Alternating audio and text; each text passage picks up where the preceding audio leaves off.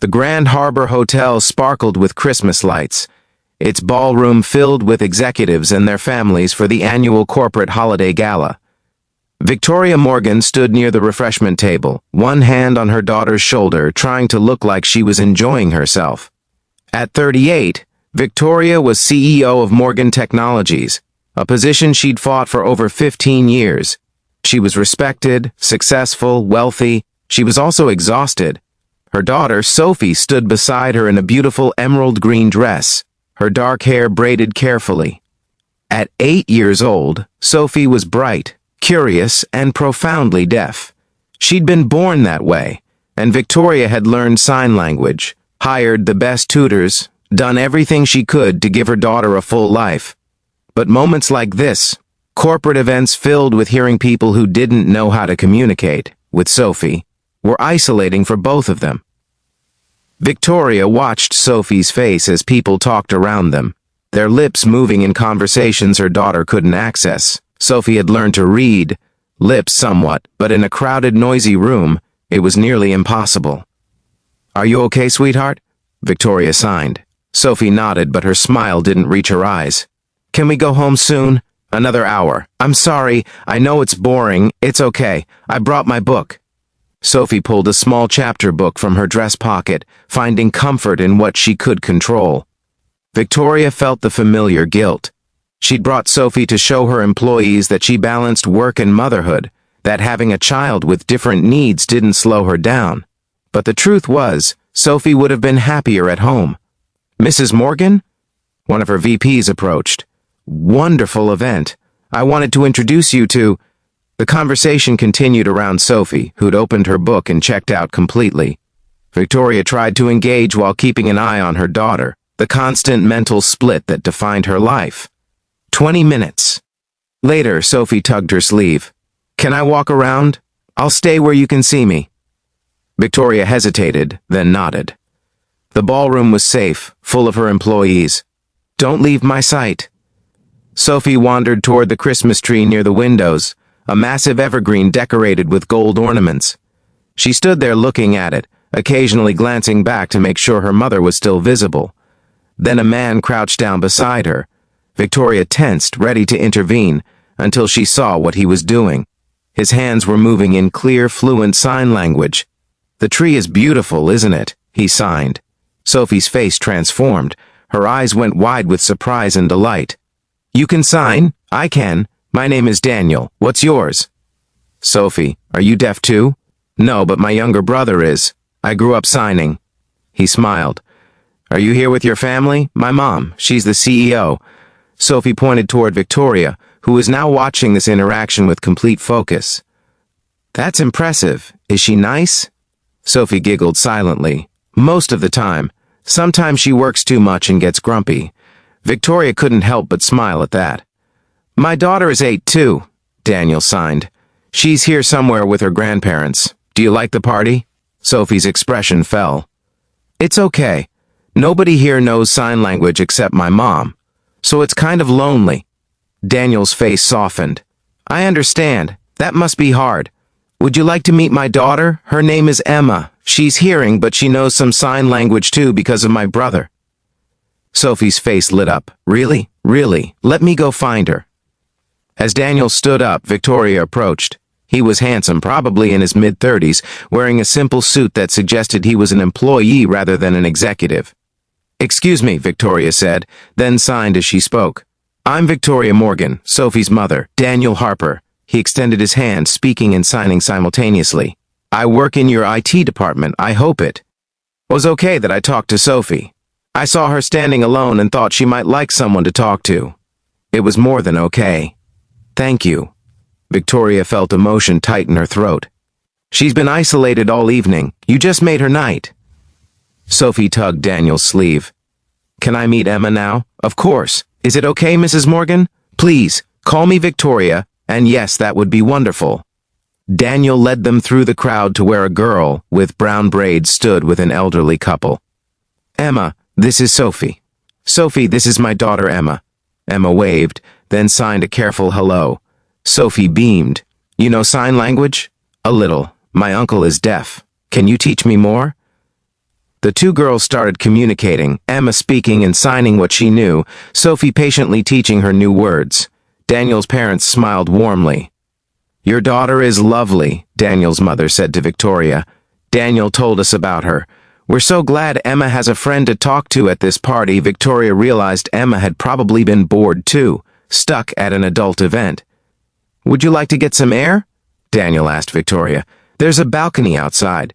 The girls can stay here with my parents. They're perfectly safe."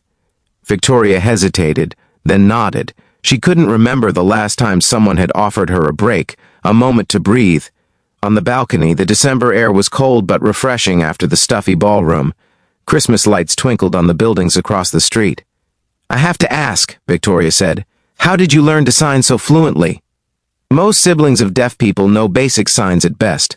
My brother Marcus is only 2 years younger than me. We're very close. When he was diagnosed with profound hearing loss at age 3, my parents made sure our whole family learned ASL. They wanted him to have full access to communication at home." Daniel leaned against the railing. "Some families make the deaf child adapt to the hearing world. My parents made our whole family adapt to Marcus's world. It made all the difference. That's beautiful. And rare. Your signing is excellent too. Native level fluency. I had to learn fast. Sophie was born deaf. I found the best teachers, practiced constantly. I wanted her to have a mother who could talk to her, really talk to her, not struggle through basic communication. She's lucky to have you." Victoria laughed, but it was bitter. "I don't know about that. I brought her to a corporate party where she doesn't know anyone and can't communicate with 99% of the room. Some mother. You brought her because you want to include her in your life. That matters, and you stayed by her side all evening, I noticed.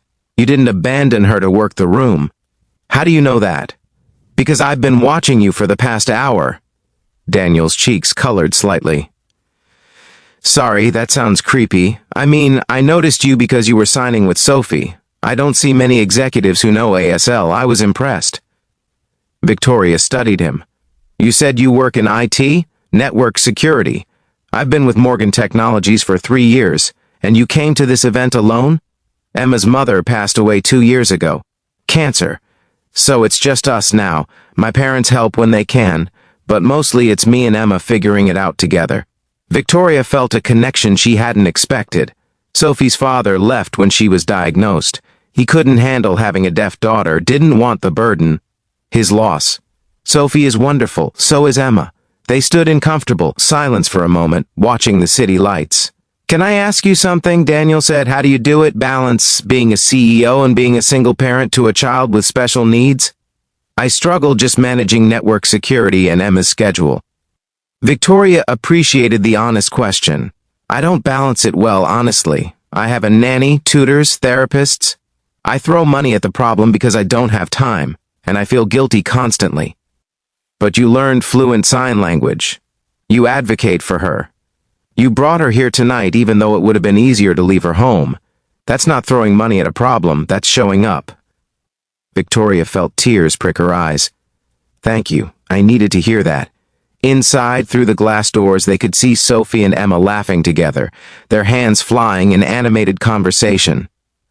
Sophie looked happier than Victoria had seen her in months. They bonded fast, Victoria observed. Deaf kids and codas, children of deaf adults, or in Emma's case, children of hearing people with deaf family, often do. They understand each other's worlds. "Would you," Victoria hesitated, "would you and Emma like to come over sometime?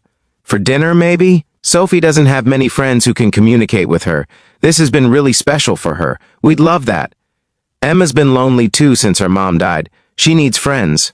They exchanged numbers, returned to the ballroom. Sophie and Emma had moved to a corner and were teaching each other hand games, communicating in a mix of sign language and laughter that needed no translation.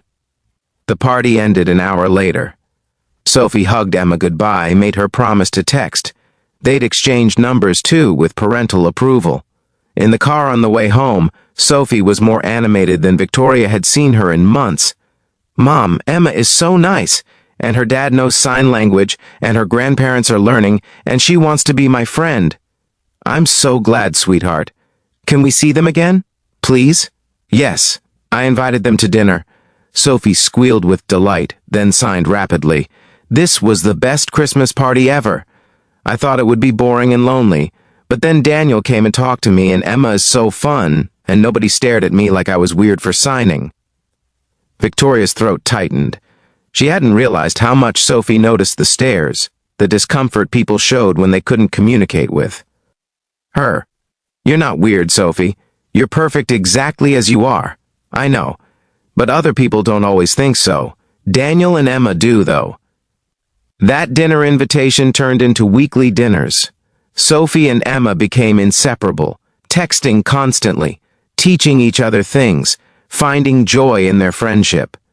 Daniel and Victoria discovered they had more in common than their single-parent status, similar values, complementary senses of humor, an ease together that neither had felt in years. 6 months later, Daniel worked up the courage to ask Victoria on an actual date. Not a play date with the kids, not a casual dinner. A real date. I know there are complications, he said. You're the CEO, I'm an employee. You're my boss, technically. But Victoria, I haven't felt this way about anyone since Emma's mother. I had to at least ask. Victoria smiled. I'd love to. And about the employee thing. My company has policies, but we can navigate them. If we decide this is worth pursuing, I think it is, if you do. Their first date was signing karaoke night at a deaf community event. Victoria had never been, but Daniel's brother Marcus invited them. They spent the evening laughing, signing songs badly, completely at ease in a world where Sophie fit in perfectly. This is who you should be with, Victoria's mother said when she met Daniel months later. Someone who sees Sophie as a gift, not a burden. Someone who knows her language. The relationship wasn't without challenges. Office dynamics were tricky. Victoria's board raised eyebrows. Daniel worried about being seen as using the relationship for career advancement. They navigated it carefully, with transparency and firm boundaries. But what made it work was simpler than corporate politics. Daniel saw Sophie not as Victoria's daughter, who happened to be deaf, but as a smart, funny kid who communicated in ASL. Victoria saw Emma not as a child who'd lost her mother, but as a bright girl who needed support, not pity. And Sophie and Emma became sisters in all but name. Their friendship the foundation of a family being built from broken pieces. 2 years after that Christmas party, Daniel proposed to Victoria in sign language at a family dinner so Sophie and Marcus could understand every word simultaneously. Sophie cried happy tears. Emma recorded it on her phone. Marcus made a joke about Daniel finally making an honest woman of his boss. They got married at a ceremony with both ASL interpreters and spoken vows, ensuring everyone could participate fully. Sophie was the flower girl. Emma was the junior bridesmaid. Marcus officiated, signing and speaking simultaneously. At the reception, Victoria found Sophie and Emma teaching sign language to Daniel's coworkers who wanted to learn. Your daughter is quite the teacher, one of them said to Victoria. Both my daughters are, Victoria corrected, pulling Emma into the conversation. Sophie looked up at her mother and signed. I'm so glad we went to that Christmas party. Me too, sweetheart. Me too. Sometimes the most important connections happen when someone takes the time to communicate in a language that isn't their own. Sometimes single parents find each other in the chaos of trying to do everything alone. And sometimes a simple act of kindness, a man signing with a lonely deaf girl at a Christmas party, changes everything. Because Daniel didn't just make Sophie smile that night. He showed Victoria that there were still people in the world who would meet her daughter where she was, who would learn her language, who would see Sophie's deafness not as a deficit, but simply as a different way of experiencing the world. And that made all the difference. If this story touched you, please like and share it with someone who believes in taking time to communicate with those who experience the world differently. Subscribe for more stories about unexpected connections and families built on understanding, and comment about a time when someone made the effort to meet you in your own language, literal or metaphorical. Those moments of being truly seen matter more than we know.